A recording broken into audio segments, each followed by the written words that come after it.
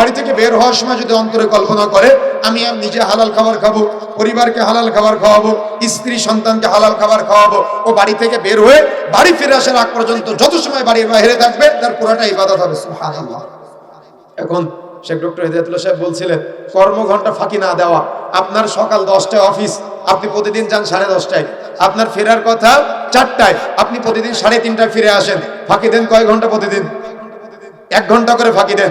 তাহলে 30 দিনে 30 কর্মঘণ্টা ফাঁকি দেন। তাহলে আপনি যে 30 কর্মঘণ্টা ফাঁকি দিচ্ছেন, আপনার মালিক 1 মাসে আপনাকে 1000 টাকা কম দিলে আপনি তাকে জালেম বলেন, তো আপনি যে 30 ঘন্টা ফাঁকি দিলেন আপনি কি জালেম না? কথা কি বুঝতে পারেন না মনে হয়? আপনি কি জালেম না?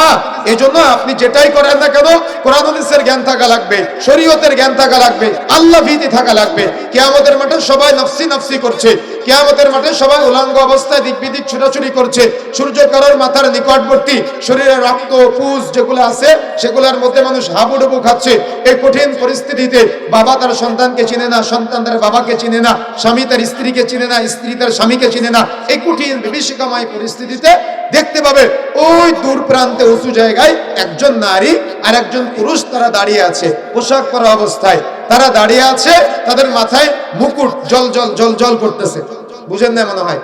সবাই নফসি নফসি করছে, সবাই উলঙ্গ, সবাই দিক বিদিক ছোটাছুটি করছে, কিন্তু তারা সম্মানজনক জায়গায় আছে, তাদের মাথায় নূরের মুকুট পরা আলোকিত অবস্থায় আছে, সবাই আবার সেটা দেখতেও পাচ্ছে। তখন এই যারা নফসি নফসি করছে এরা জিজ্ঞাসা করবে ফেরেশতাদেরকে, ওরা কারা?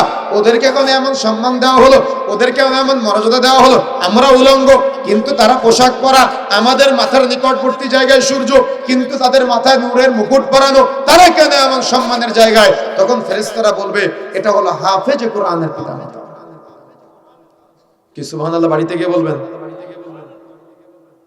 কি আপনি কি বলেন ফকিরি বিদ্যা শেখাচ্ছিস কেন তোর ছেলেকে? কে কথা বলে না? তোর ছেলেকে ফকিরি বিদ্যায় প্রতিষ্ঠানে ভর্তি করেছিস কেন? কিন্তু এই ফকিরি বিদ্যা আপনাকে কোথায় নিয়ে যাচ্ছে কিয়ামতের মাঠে?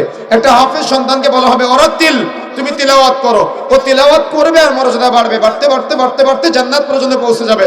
তখন সে আবার বলবে আল্লাহ আমার যে বাবা মা আজকে আমাকে এ পর্যন্ত পৌঁছে দিয়েছে, আল্লাহ আমি তাদেরকে সাথে নিয়ে জান্নাতে যেতে চাই।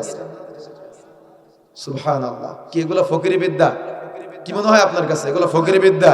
প্রিয় বন্ধুরা আমার, এই মানবতার শিক্ষা যেখানে নাই সেখানে এই মানবতার অবক্ষয় চলে আসে। প্রিয় বন্ধুরা আমার,